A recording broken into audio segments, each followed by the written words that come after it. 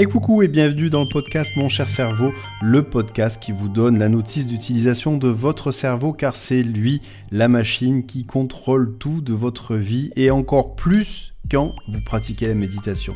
Vous l'avez compris, ce podcast est consacré à une activité pratiquée sous différentes formes par 70% de la population mondiale selon l'Organisation mondiale de la santé. Dans ce podcast, vous allez apprendre pourquoi votre cerveau, votre corps et votre santé physique et mentale sont pour la méditation. Si vous n'avez jamais pratiqué la méditation, vous allez comprendre quels sont ses bénéfices et vous pourrez commencer grâce à ce podcast avec des techniques très simples et faciles à mettre en œuvre dans votre quotidien. Si vous êtes déjà habitué à méditer, bien dans ce podcast, vous allez aussi explorer de nouveaux aspects de votre pratique méditative.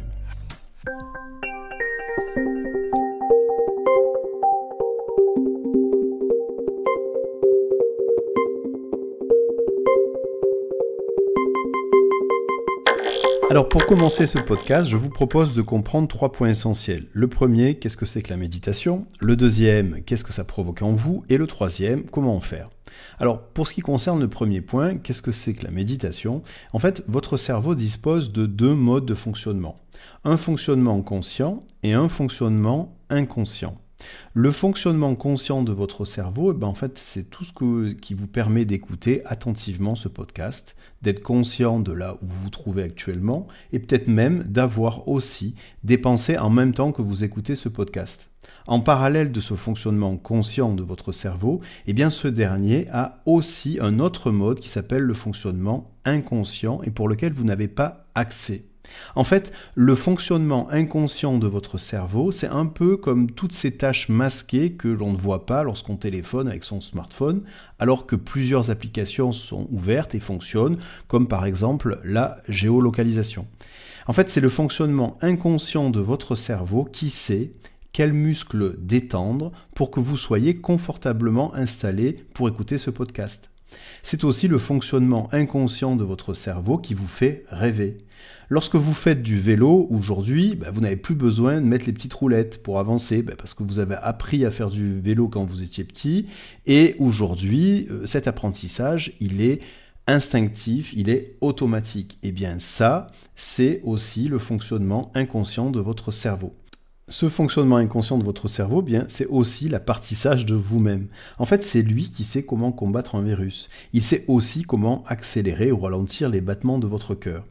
Grossièrement, sur 24 heures, il y a environ 90% de fonctionnement inconscient de votre cerveau pour 10% de fonctionnement conscient. Et oui, je sais, ça surprend la première fois qu'on découvre ce chiffre. La méditation, c'est un état modifié du fonctionnement conscient de votre cerveau. En fait, on appelle cela un état modifié de conscience. Il faut savoir que nous sommes plusieurs fois par jour dans des états modifiés de conscience, sans même nous en apercevoir. Par exemple, lorsque vous êtes plongé dans la lecture d'un livre ou devant un film, ça, c'est déjà un état modifié de conscience. En fait, un état modifié de conscience, c'est un état dans lequel le fonctionnement inconscient du cerveau prend encore plus le dessus sur le fonctionnement conscient. La méditation, donc, c'est un état modifié de conscience, mais obtenu non pas par inadvertance, sans prévenir, mais par la volonté. Si vous marchez dans la rue et que vous vous concentrez sur votre respiration, c'est déjà de la méditation, puisque vous êtes dans un état modifié de conscience, en étant en train de poser toute votre attention sur des sensations automatiques et que vous ignorez la plupart du temps.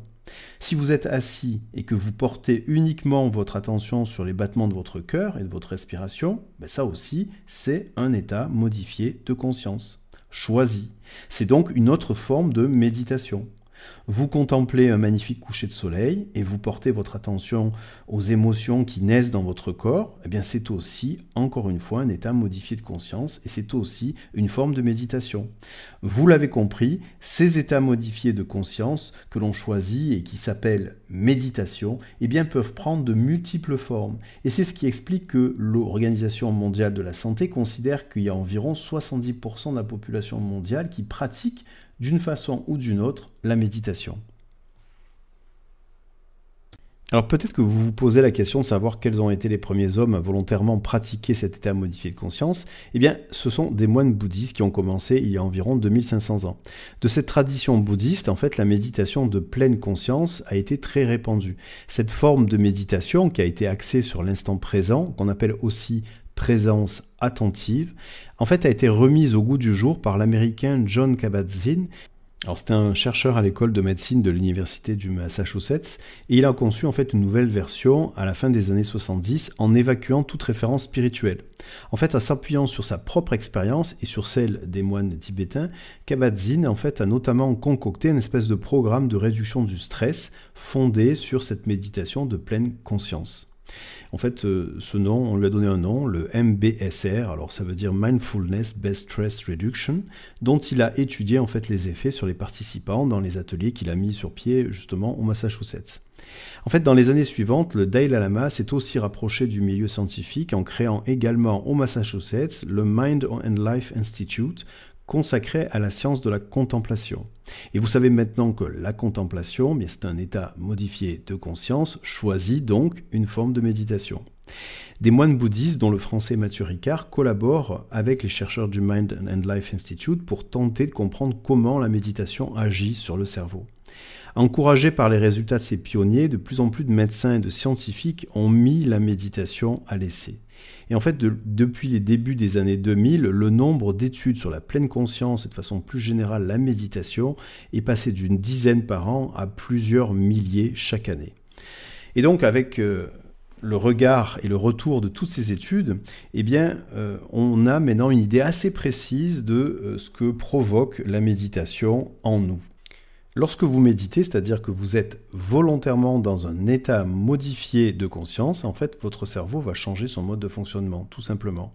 Alors, je ne sais pas si vous avez déjà vu des images de certaines personnes qui faisaient des examens, un électroencéphalogramme avec des électrodes de partout sur le crâne.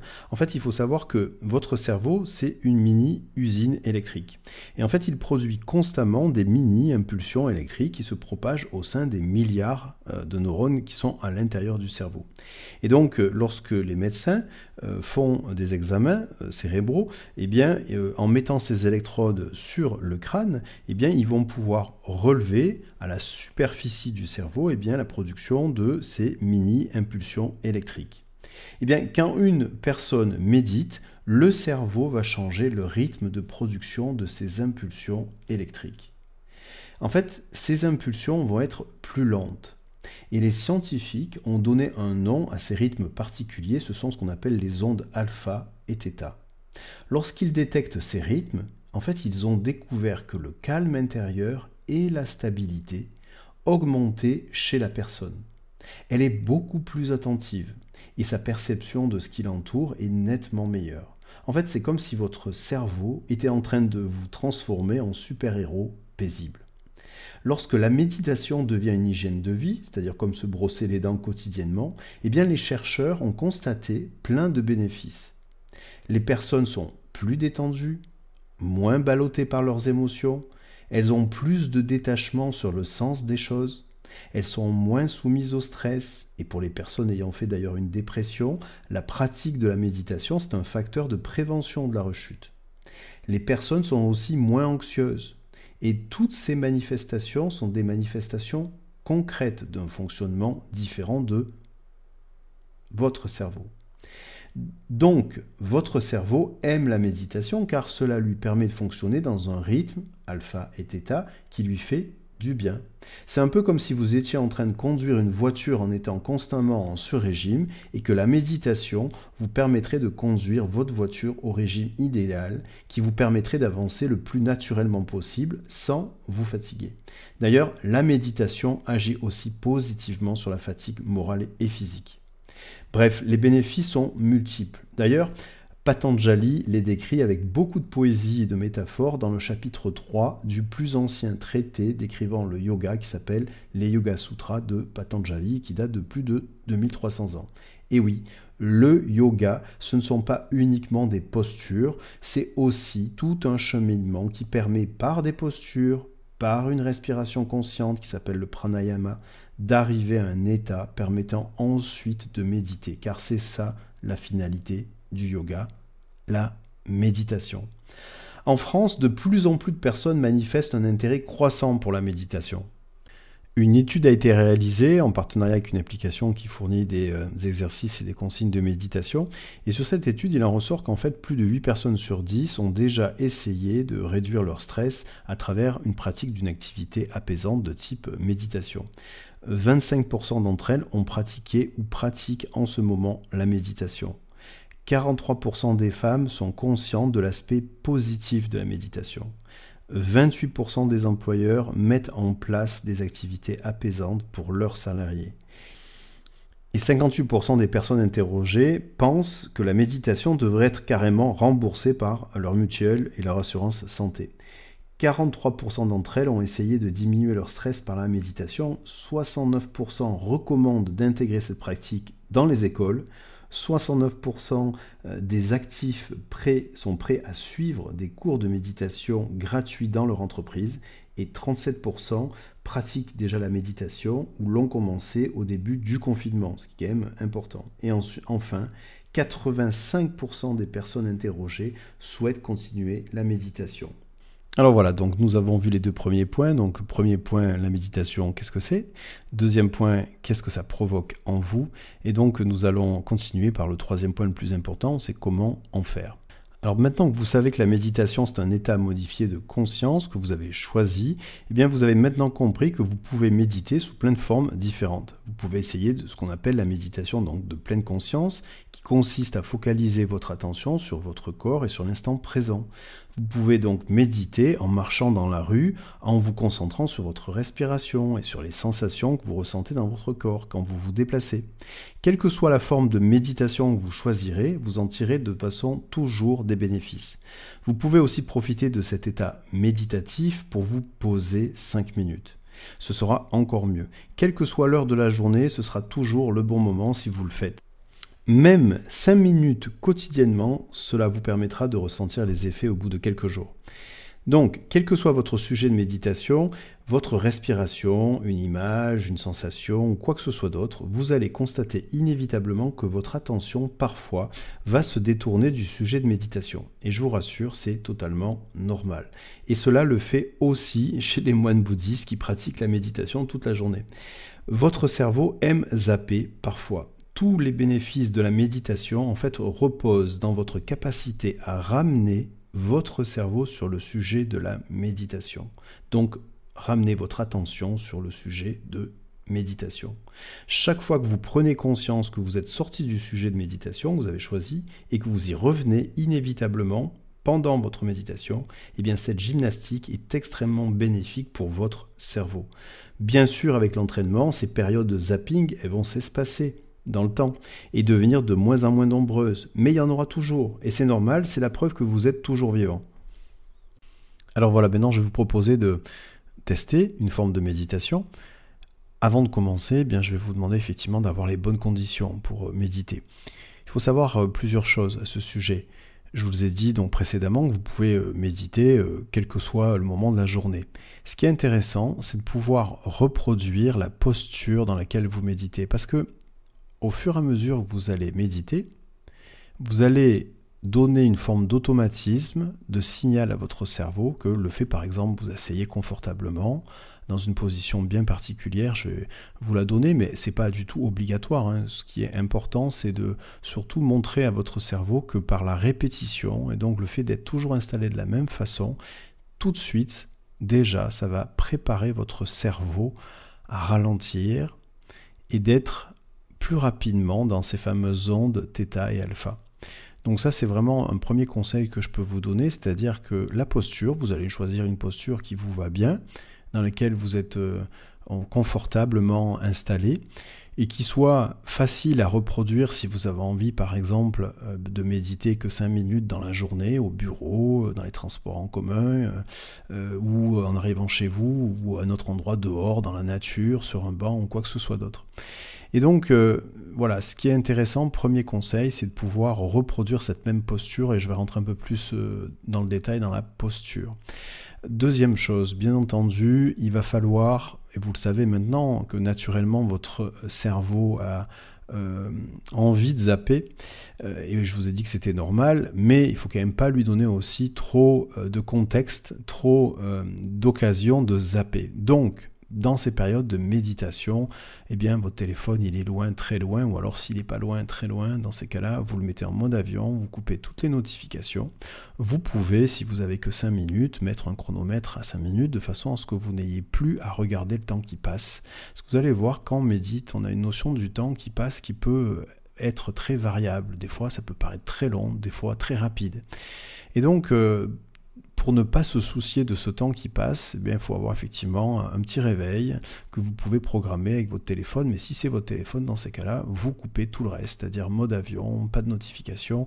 Vous installez une pause que pour vous, parce que c'est une pause pour vous, la méditation, et uniquement pour vous. Bien entendu, le lieu est important. Si vous faites ça dans un endroit où vous allez être dérangé, parce que des gens rentrent, sortent, si on va vous solliciter pendant que vous êtes en train de méditer, bien entendu, là, effectivement, ça ne va pas forcément bien marcher. Donc, le choix du lieu est important. Vous pouvez peut-être faire ça aussi, si vous avez envie de faire ça dans les transports en commun, parce que vous avez peut-être 20-30 minutes de transport en commun, c'est possible, mais dans ces cas-là, il faut accepter que effectivement c'est dans un endroit où ça peut être assez bruyant. Alors, vous avez bien sûr maintenant la possibilité de mettre un casque, des écouteurs, pour essayer de vous focaliser sur ce qui se passe à l'intérieur de vous et non pas à l'extérieur de vous. Voilà. Parce que, contrairement à ce qu'on peut dire, c'est pas le lieu qui est le plus important dans la méditation, c'est l'état dans lequel vous allez être. Avec beaucoup de pratique, vous serez capable de méditer n'importe où. Qu'il y ait du bruit, qu'il n'y ait pas de bruit, que ça bouge pas, peu importe. Mais au début, lorsqu'on commence, il faut essayer de commencer avec une certaine progression, une progression d'un débutant, et pour progresser, eh bien, il faut commencer par un contexte, un environnement qui soit facile et porteur, qui donne envie de se poser, même si c'est que 5 minutes. Donc ça, c'est vraiment important en termes de conditions.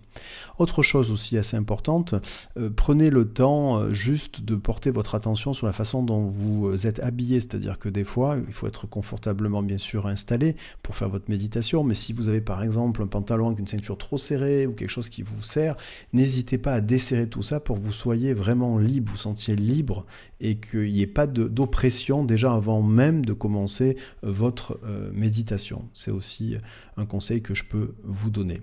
Alors effectivement, si vous commencez à méditer juste après avoir mangé, ça se peut que ce soit peut-être un peu plus compliqué pour vous. Alors je peux vous conseiller, si vous commencez la méditation, peut-être d'essayer de faire ça plutôt en dehors des repas, enfin en tout cas pas tout de suite après avoir mangé. Laissez-vous 1 à 2 heures de digestion pour pouvoir faire même que 5 minutes de méditation, mais c'est quand même toujours plus agréable de faire ça quand même loin des repas. Voilà. Voilà, maintenant que je vous ai donné un peu des conditions, un environnement dans lequel vous pouvez tester la méditation, qui en fait ni plus ni moins aussi l'environnement dans lequel vous allez pouvoir être maintenant si vous voulez tester cette méditation à travers ce podcast.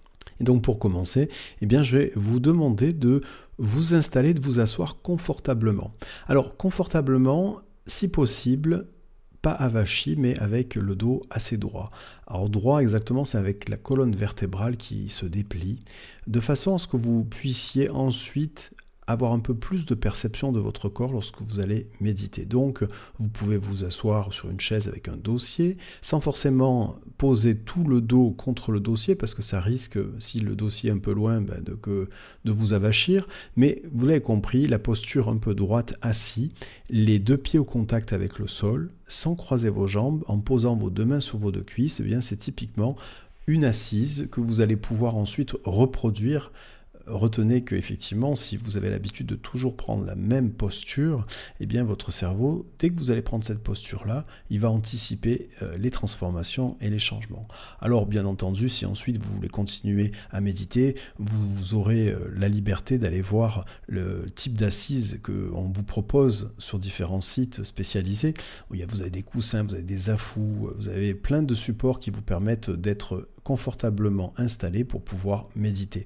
Mais encore une fois, cette pratique telle que je vais vous la décrire, bien en étant assis, c'est quand même assez facile de faire cette pratique-là dans la journée, parce que c'est quand même assez facile de s'asseoir dans la journée. Si vous êtes au bureau, si vous êtes dans les transports en commun, vous êtes dehors sur un banc, c'est quand même assez facile. Voilà.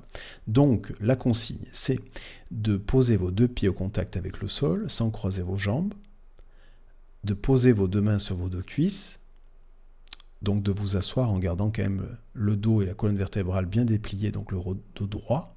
Et vous pouvez même légèrement pencher la tête à l'avant, mais alors légèrement de quelques centimètres, de façon à ce que vous ayez la sensation que même au niveau de la nuque, ça se déplie, pour un peu prolonger le déploiement de votre colonne vertébrale jusqu'au niveau de la nuque.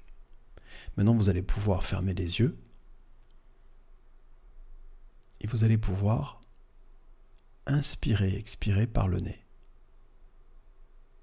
Si vous le pouvez, bien entendu, si vous avez le nez bouché, vous le faites par la bouche.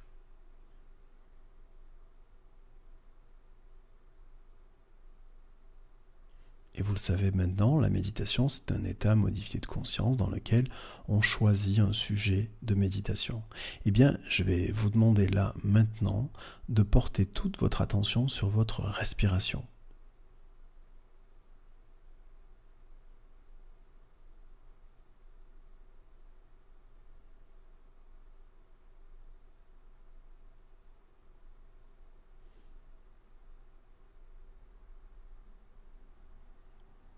Prenez le temps de porter toute votre attention sur votre respiration, un peu comme si vous aviez la possibilité de suivre chaque particule d'air qui, à l'inspiration, passe par votre nez, passe par votre gorge et ensuite va jusqu'à vos poumons. Et de la même façon, en portant toute votre attention sur votre respiration, prenez le temps de suivre chaque particule d'air qui sort de vos poumons, passe par votre gorge et sort par votre nez.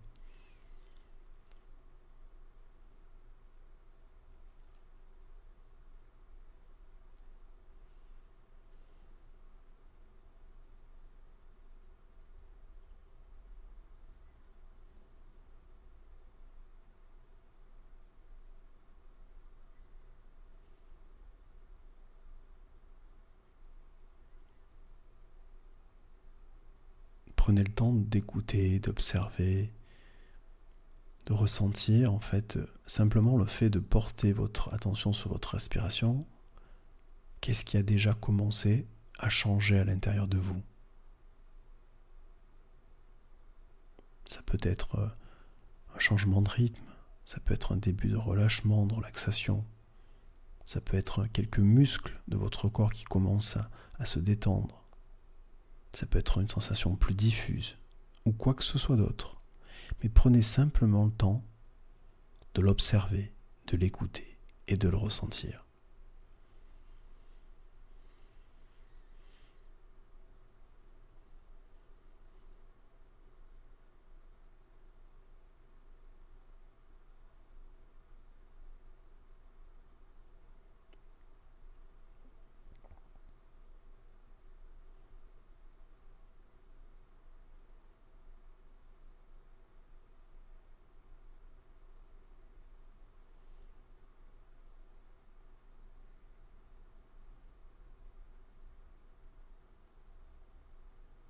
Puis de la même façon, je vais vous demander maintenant de porter toute votre attention sur votre assise.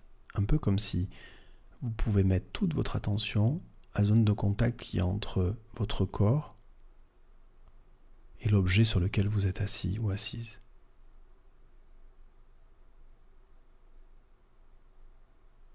Prenez le temps de vous balader par la pensée sur cette zone-là.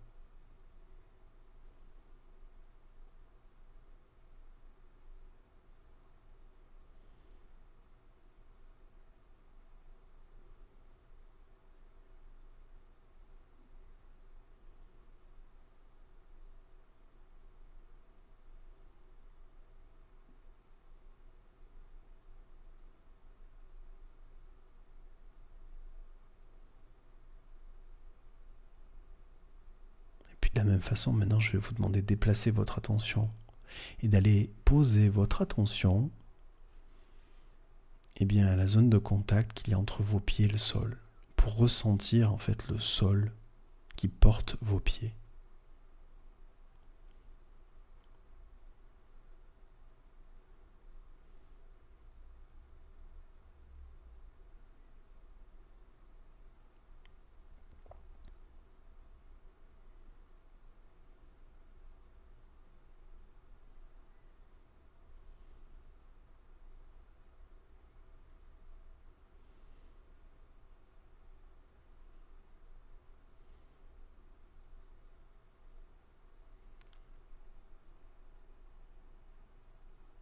Prenez le temps d'observer, d'écouter, de ressentir ce qui a déjà encore changé en vous.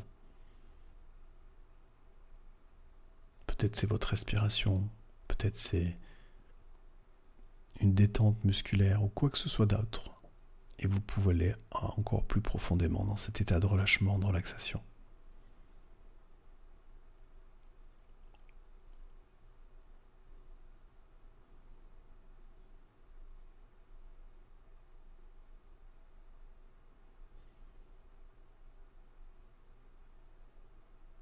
Maintenant, je vais vous demander de déplacer votre attention et de la poser au niveau de votre cœur, au centre de votre poitrine.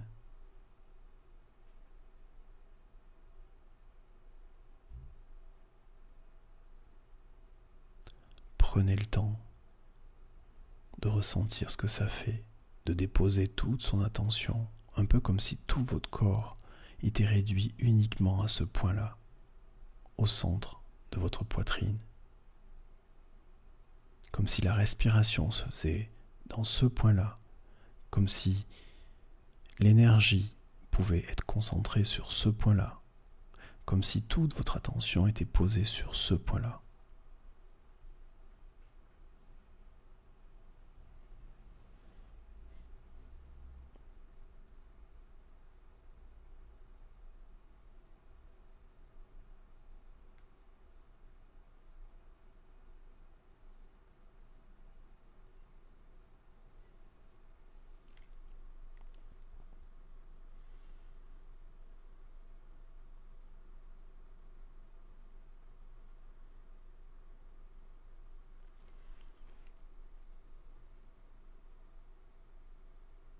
Prenez le temps d'apprécier ce moment-là. Le temps d'apprécier, d'écouter, de ressentir, d'observer ce qui se passe à l'intérieur de vous, là, maintenant.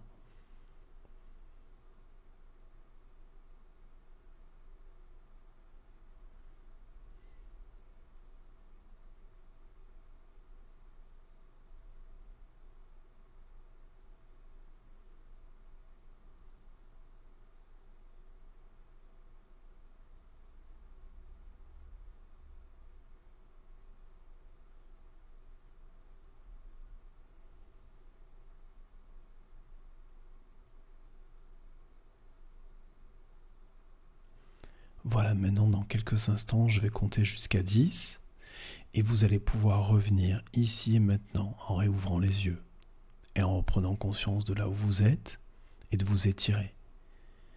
10, 9, 8, 7, 6, 5, 4, 3, 2, 1, 0. Et voilà, re-bienvenue, re-coucou.